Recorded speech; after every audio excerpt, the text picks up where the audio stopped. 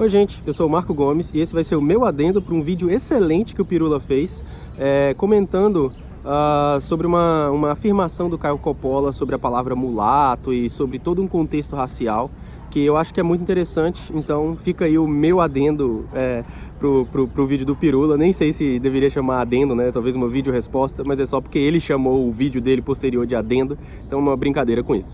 De onde eu vim, se você não tem saída, vence. Foi o que eu fiz, então acendam as luzes pra mim. Bem, o Pirula fez um vídeo excelente sobre todo um contexto racial no Brasil, sobre consequências da escravidão racial no Brasil, e para depois comentar sobre o uso da palavra mulato, né, que está enfrentando resistência cada vez mais pelos movimentos no Brasil. E qual que é, enfim, veja lá o vídeo do Pirula, você vai ver os argumentos dele. São dois vídeos, um vídeo comentando e depois um monte de adendos, 6 adendos que ele fez. E o vídeo é muito bom mesmo, eu achei excelente, tem várias informações importantes, tem várias informações interessantes. Mas no vídeo ele comenta rapidamente, ele não deixa de comentar, então essa informação está lá, sobre a diferença entre as imigrações no Brasil, para o Brasil, imigrações japonesas, italianas, alemãs, por exemplo, portuguesa, enfim, e como essas imigrações foram diferentes do tratamento que os imigrantes forçados africanos receberam, que os imigrantes sequestrados, né, os africanos escravizados receberam, e como essas imigrações foram diferentes. E o ponto mais importante que eu considero é o ponto da divisão das famílias e da manutenção da cultura. E o que eu quero dizer com isso? O Pirula comenta isso lá, mas eu acho que foi muito rápido e eu gostaria de elaborar um pouco mais esse assunto aqui.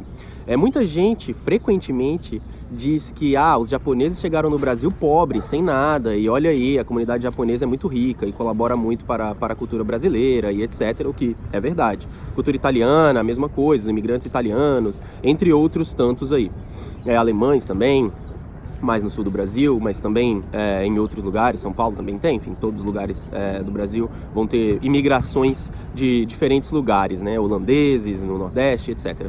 Mas eu acho que é muito importante a gente entender que um ponto que o Pirula comentou lá é que as famílias não eram divididas. Eita! Tem um falcão aqui no parque, acho que ele fez um ataque agora, ou num rato ou num ou num pombo, mas enfim. As culturas, a manutenção da cultura e a autorização de manter a cultura é um ponto muito importante que faz muita diferença. Que é uma coisa que os africanos sempre, os imigrantes forçados, os sequestrados africanos, escravizados, sempre foram negados no Brasil. O Pirula comenta que eles, quando chegavam no Brasil, eles misturavam as diferentes nações para que os pretos escravizados não tivessem unidade, brigassem entre si, etc. O que é verdade, mas isso, na minha opinião, é mais importante do que a importância que o Pirula deixou ali no vídeo dele. Eu queria aprofundar um pouco mais nisso. Quando os africanos chegavam, quando você olha resquícios arqueológicos de portos de chegada de africano no Brasil, por exemplo, do Rio de Janeiro, por exemplo, na Bahia, em Salvador, e outros que eu não tenho informações, mas esses dois eu sei que existem lá, resquícios arqueológicos de riquezas que os africanos traziam, as africanas e os africanos traziam, por exemplo, colares com pedras preciosas, ou mesmo colares religiosos sem valor físico, né, sem pedra preciosa, sem metal precioso, mas com valor religioso muito importante para eles, ou os com valor religioso, com valor mesmo, com pedras preciosas, metais preciosos, o que fosse, roupas, inúmeras outras coisas que as africanas e os africanos traziam para o Brasil. E essas coisas eram todas jogadas fora, destruídas, roubadas ali no porto mesmo, para os que conseguiam chegar, né? Porque obviamente isso já era roubado desde a embarcação lá na África, mas também durante toda a viagem, uma viagem terrível, uma viagem de tortura, mas os poucos que conseguiam chegar aqui com alguma coisa de valor, sonhando, existem histórias e relatos disso, sonhando em comprar a sua liberdade. Eu tenho aqui essa pedra preciosa no meu colar, chegando lá eu vou negociar com alguém, vou comprar minha própria liberdade, e isso era imediatamente roubado, destruído, e existem requisitos arqueológicos disso. Isso pode parecer uma bobagem, mas não é. As famílias, elas eram imediatamente separadas de maneira brutal, de maneira terrível, e Isso também, enfim, tudo que eu tô falando aqui tem registro. Eu tô fazendo um vídeo meio sem pauta nenhuma, tá? Só pra comentar. Então, assim, você pode fazer suas pesquisas aí, pode ir atrás, você vai achar essas informações. Algumas eu vou, inclusive, comentar aqui, como, por exemplo, a parte dos portos. Se você procurar os registros dos registros arqueológicos dos portos de chegada dos escravizados, sequestrados, você vai achar essas informações. E aí, essas famílias eram separadas, elas eram negadas de ter a manutenção de sua cultura. Aqui nos Estados Unidos, por exemplo, até recentemente, até o final do século XIX ou início do século XX, eu não sei, era proibido tocar tambor. Os Estados Unidos chegaram ao ponto de proibir tambor. Por quê? Porque tambor era o instrumento que os africanos muito usavam, inclusive usaram no Haiti como telefone, eles tocavam os tambores na mata. No Brasil também, eu estive lá no quilombo Pissinguaba, no quilombo em Pissinguaba, não sei se o quilombo se chama Pissinguaba, mas enfim, ele também tocou um ponto lá pra gente, o ponto de jongo, né, que chama, que é uma comunicação através do tambor e um canto, mas principalmente o tambor, e eles se comunicavam assim, tanto no Brasil, as comunidades quilombolas, as próprias comunidades pretas escravizadas também se comunicavam assim, para comunicar que ia ter fuga, que teve fuga, que a pessoa estava bem, que a pessoa estava mal. No Haiti, eles usaram muito isso na revolução deles. O Haiti foi o primeiro país feito independente que conquistou a sua independência nas Américas. Uma revolução preta, uma revolução contra os escravizadores. E eles usavam os tambores, então os Estados Unidos proibiu o tambor. E o tambor era proibido até recentemente. Proibir a religião, vocês sabem disso muito bem, e marginalizar essa religião. E toda essa marginalização e quebra da cultura é uma coisa que tem impactos de longo prazo e que não aconteceu com as outras culturas. Os outros imigrantes no Brasil, eles eram incentivados a terem a sua cultura mantida, eles eram incentivados. Vai no bairro da Liberdade, em São Paulo. O bairro da Liberdade, ela tem caracterizações japonesas até hoje, porque os japoneses foram permitidos manter a sua cultura. Reprodução de arquitetura, principalmente reprodução de festas, né? Reprodução de laços familiares. Os laços familiares são importantíssimos e eles se perpetuam. Então, os pretos, isso foi negado aos pretos em toda a América. Isso foi negado aos indígenas também. Foram estatisticamente, né, e proporcionalmente, são poucas as comunidades nativas da América que mantiveram suas culturas e suas coesões comunitárias. Boa parte, a maioria, foi dizimada, foi eliminada a cultura. Isso aconteceu do Canadá à Argentina, em todos os lugares.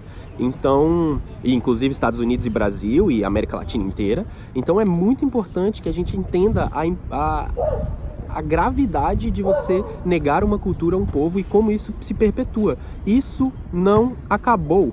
Essa é a parte mais importante que eu queria que ficasse nesse vídeo. A separação das culturas pretas, das culturas marginalizadas, separação de família, que é o ponto mais importante. E por família eu não estou falando de pai, mãe e filho apenas, isso também é família. Eu estou falando de núcleos familiares, eu estou falando de coesão familiar entre irmãos, entre primos, gerações, né, de avós, passando pelos filhos, chegando nos netos e bisnetos. Tudo isso era separado, isso tem que ser mantido. Você, que é de uma família imigrante, provavelmente italiana, sabe muito bem e tem muito carinho pela coesão da sua família, pelas histórias da sua família, pelas festas da sua família.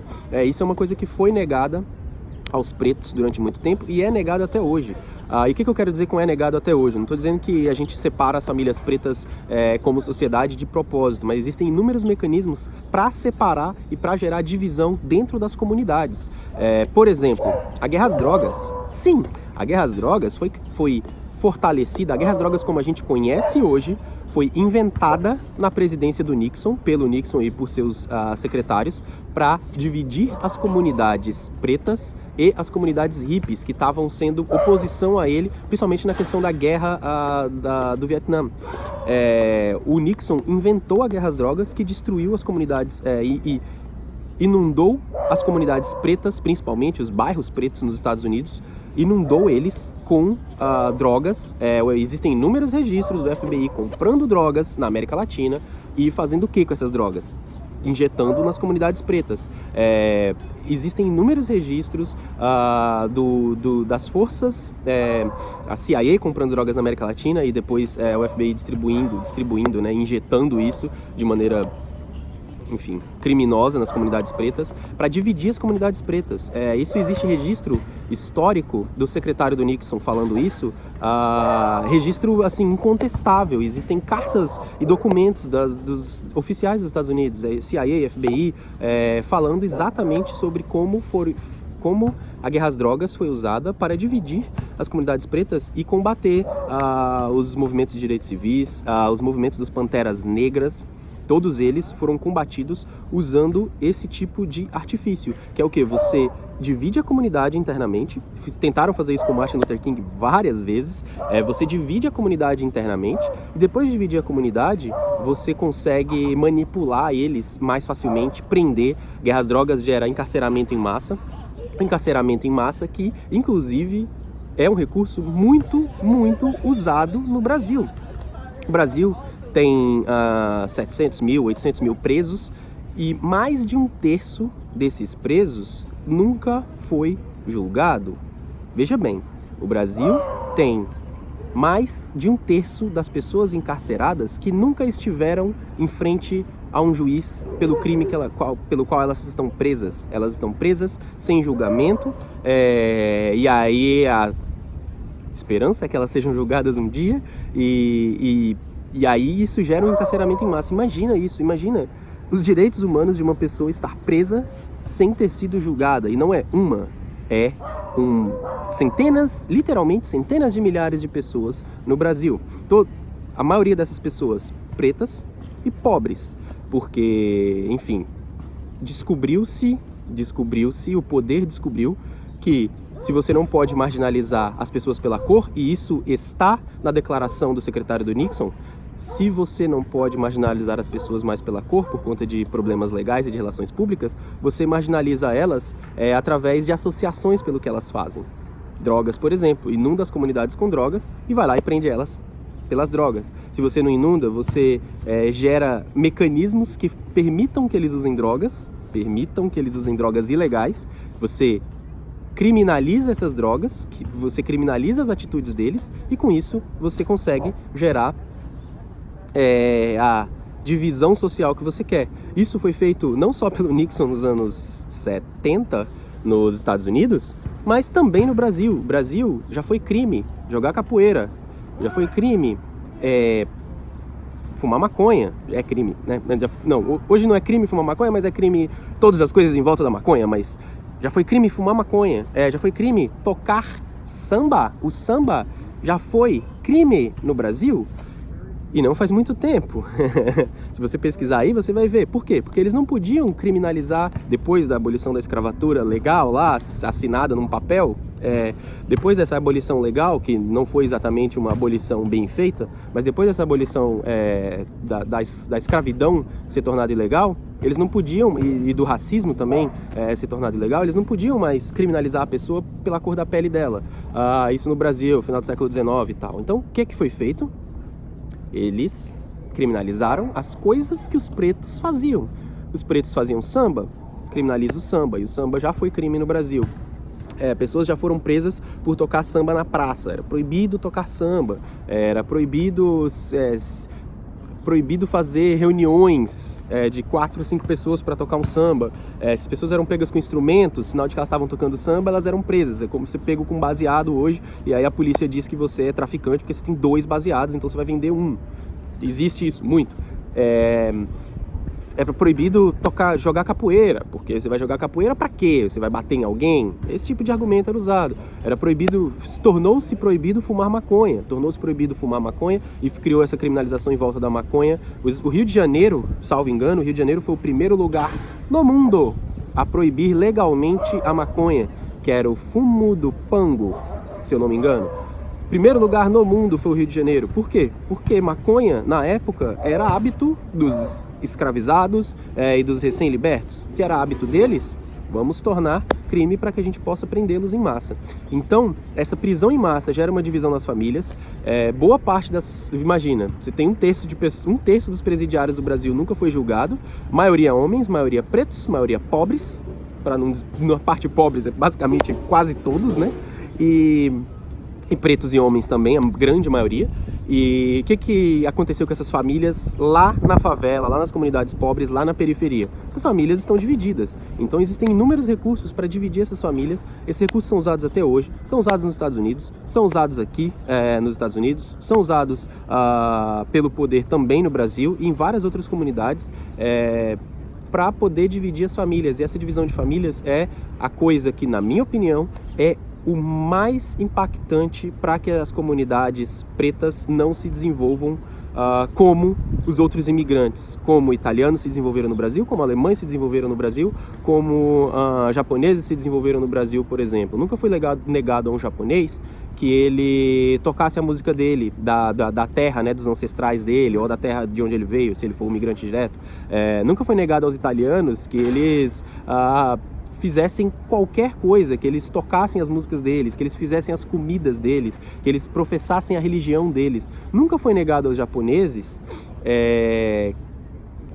que eles fizessem a coesão às suas comunidades, fora todos os incentivos econômicos que o Pirula comentou, que são muito bons, fora todos os incentivos de ceder terras a imigrantes, de vender as coisas muito barato, de crédito, que nunca foi recompensado, que nunca foi feito um programa de compensação aos pretos escravizados trazidos à força para as Américas. Isso nunca aconteceu nos Estados Unidos, isso nunca aconteceu aqui nos Estados Unidos, nunca aconteceu no Brasil e para os pretos, mas aconteceu para inúmeras, como o Pirula mostrou lá, com dados, com fatos, com leitura de leis e etc. Isso aconteceu com outras comunidades, mas eu acho que o mais importante mesmo é a divisão das famílias e a divisão das comunidades que o poder faz até hoje.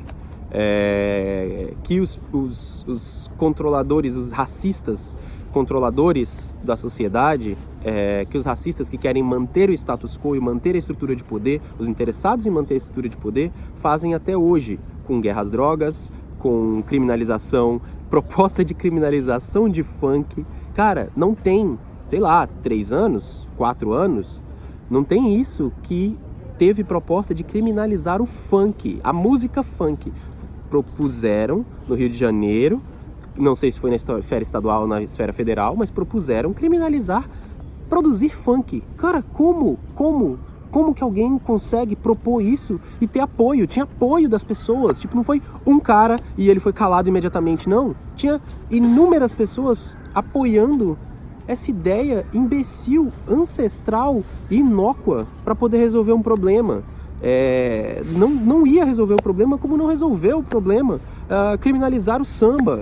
O que tinha que ter sido feito não era criminalizar o samba, era integrar as pessoas pretas à sociedade. Isso é muito importante. Enquanto a gente estiver lutando, fazendo guerra às drogas, enquanto a gente estiver criminalizando pobreza, não vai resolver, vai piorar a situação, vai criar medidas paliativas à situação, mas não vai resolver.